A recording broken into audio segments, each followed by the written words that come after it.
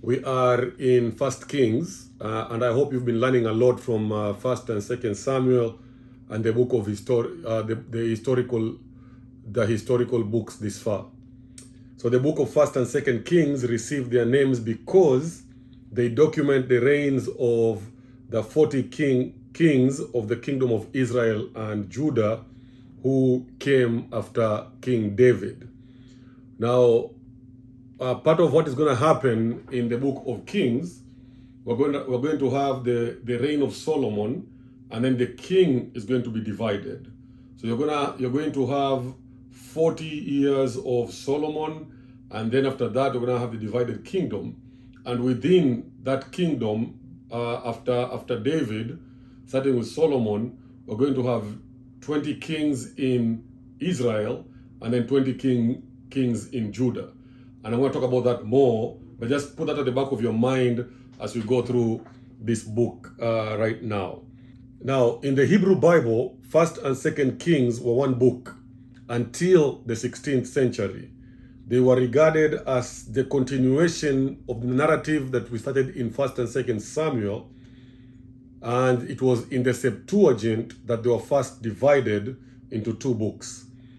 The Septuagint translators, however, called them Third and Fourth Kingdoms. Remember, First and Second Samuel were called First and Second Kingdom, and then the Vulgate is the one that changed them to be called Kings.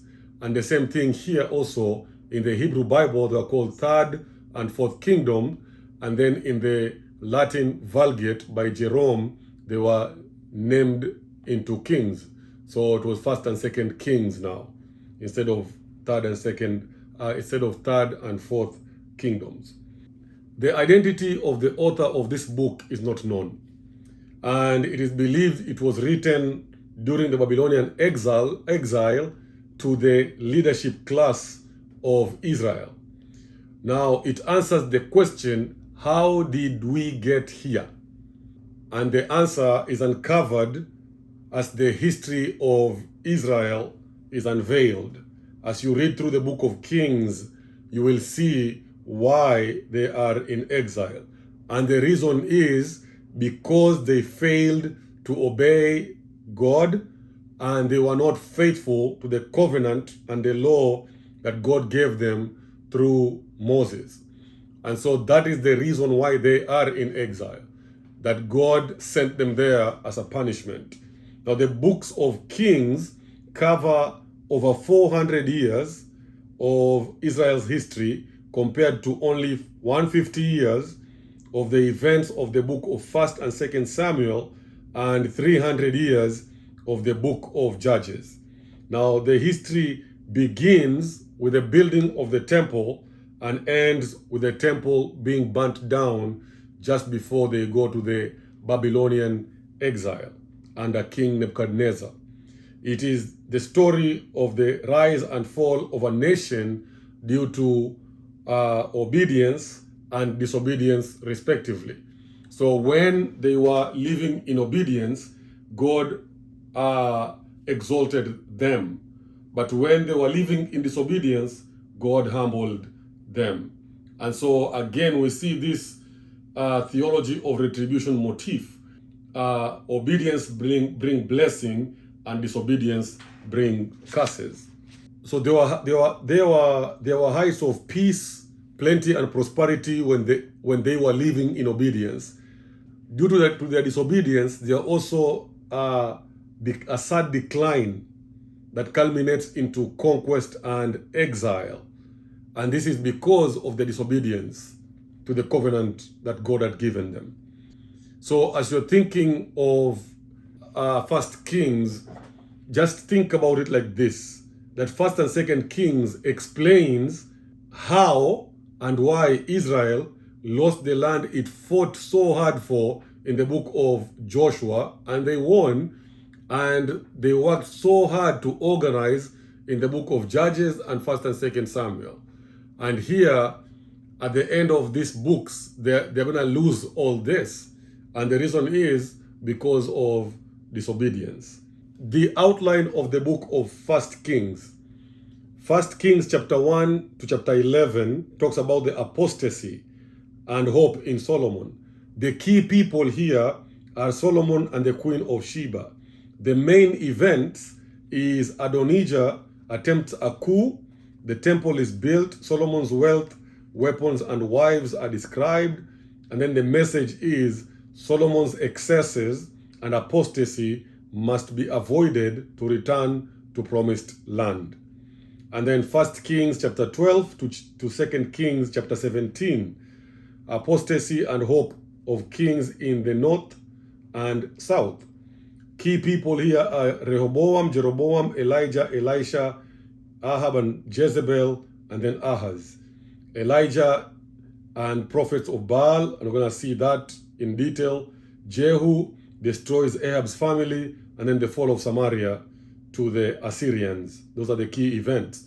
The message, apostasy of the north must be avoided to unite Israel after the exile. And then finally, the last part of it is 2 Kings chapter 18 to 25, apostasy and hope in south. And this is the key people there are going to be Hezekiah. Remember, it's only the south because the northern kingdom has already gone into exile under the Assyrians. And then the key people here are Hezekiah, Manasseh, Josiah, and Nebuchadnezzar. So united, Passover, temple restoration, Babylonian deportation, those are the key events. The message is apostasy of the south must be avoided to return to the promised land. That is the outline of the book of 1 Kings and 2 Kings. Now, the first 11 chapters of the book of 1 Kings record the 40-year reign of King Solomon in the United Kingdom of Israel. And then the next 11 chapters record 90 years history of the divided kingdom. And we're going to see that in a little bit here. So first, the first part is apostasy and hope in Solomon, chapter 1 to chapter 11. So we're going to divide this into smaller chunks. So let's begin with chapter 1 and 2. In chapter 1 and 2, we see that David is very old. So we see now that the oldest son of King David after the death of Amnon and Absalom is Adonijah. And Adonijah thinks that he can become king. So he exalts himself and he makes himself king. But when David heard about this, he tells Zadok and Nathan to go and anoint Solomon as king. So David charged Solomon to keep the law and tells him, whenever you become king, I want you to punish Joab, Shimei, and Adonijah. And Joab, because of his cold-blooded killing of Abner and Amasa during King David's reign. And then Shimei, what did Shimei do? Solomon also follows David's request to remove Shimei. Why? Because Shimei had cast David while he was on the run from Absalom in 2 Samuel 16, 5 to 14, and then 1 Kings 2, 8 to 9, and then 36 to 46. And then Adonijah went to Bathsheba and asked her to talk to Solomon to give him David's concubine Abishag as his wife. To take one of a ruler's concubine in the ancient Near East was to make a claim on the throne of a nation. And you can see that in 2 Samuel chapter 16, 20 to 23, when Absalom goes and sleeps with David's concubine whenever he attempted the coup. So Solomon saw what Adonijah was trying to do and ordered him to be executed in chapter 2 of 1 Kings 25. Then David died in 2:10 to 11. He had ruled Israel for 40 years, and 7 of those years in Hebron, and 33 of those years in Jerusalem. So that is chapter 1 and chapter 2. Chapter 3 and chapter 4, we see the rise of King Solomon. Solomon, it begins in chapter 3 by telling us that he marries the daughter of Pharaoh. Now, the marriage between Solomon and Pharaoh's daughter was a political alliance, enacted to confirm the support of this very powerful nation of Egypt. So then the Lord comes to Solomon and say, ask for anything and I'm going to give it to you. Solomon asks God for wisdom. Then we see the wisdom in practice as Solomon judges between two prostitutes who were disputing the death of a child. One of them had slept on their child and he died. The other one had the child still living. So the one that killed the child came and was claiming that the living child was her child. And David says, bring them all here, takes the child and wants to cut the child into two pieces. And the mother of the child said, don't kill him, just give him to this other woman. And David knows immediately that that was the mother of the child. And Israel applauded him for that great wisdom. Above and beyond just his wisdom, he had very good administrative wits as well. And we see this in chapter 4, verse 7 to 20, where he organizes 12 governors that will provide for the palace. One of them, one governor every month will make sure that the palace is sufficiently provided for. Look at chapter 4, verse 7 of 1 Kings. Solomon had 12 district governors over all Israel who supplied provision for the king and the royal household. Each one had to provide supplies for 1 month in the year. The next section is chapter 5 to chapter 8. Chapter 5 to chapter 7 is the preparation and the building of the temple. Now, you need to go and read these chapters because they are very exciting, just to see the detail that went into the building of the Lord's temple by Solomon. And then he also built his palace and furnished the temple at the same time. But you're going to see he's going to build the temple, he's going to take a break, he's going to build his palace, and he's going to come back and then he's going to furnish the temple. In chapter 8, the Ark of the Covenant is brought to the temple and Solomon performs the prayer of dedication for that temple. The two passages that stand out in this section is 1 Kings 8, 20 and 21, and then 1 Kings 8, 56. So let's begin with the first one. 1 Kings 8, 21, 8, 20 and 21. The Lord has kept the promise he made. I have succeeded David my father, and now I sit on the throne of Israel, just as the Lord promised. And I have built the temple for the name of the Lord, the God of Israel. I have provided a place there for the ark, in which the covenant of the Lord that he made with our ancestors when he brought them out of Egypt. So God now has a permanent address among his people. 1 Kings chapter 8, verse 56. Praise be to the Lord, who has given rest to his people, Israel, just as he promised. Not one word has failed of all the good promises he gave through his servant Moses. So Israel now is at rest. And this is very important because a lot of the gains that are happening in Israel in the 40-year reign of King Solomon are due to the peace that they're experiencing during Solomon's reign. Remember, during David's reign, there was war all the time. But now they will rest from war. And we're not going to see Solomon fighting any wars. There's going to be a little bit of infighting here, of civil unrest, but war with other nations, that did not happen. And because that did not happen, Solomon had time to develop Israel and to bring it into a very powerful nation. And this, he had also time to build not only the temple, but his palace as well. In chapter 9 to 11, we see what the author of your textbook calls Solomon's apostasy. Solomon is a great picture of a life lived wholly for God and a life tragically fragmented by divided loves. Now, I believe from my heart that Solomon had a genuine and true love for the Lord, but also a false love for his foreign wives and their gods. So in the heart of this man, there was a conflict of loves. He truly loved God, but he also had love for foreign gods and foreign women. So Solomon's divided heart becomes evident first of all when he started building the temple.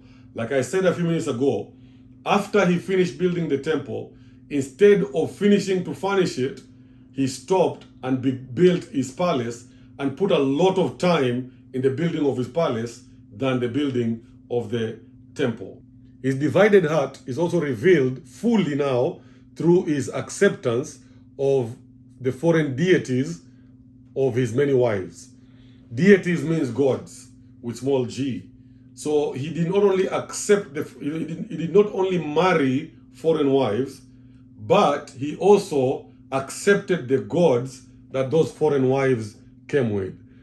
Somebody said this: if wholehearted love for the Lord evokes extravagant blessings, a divided heart evokes extravagant curses.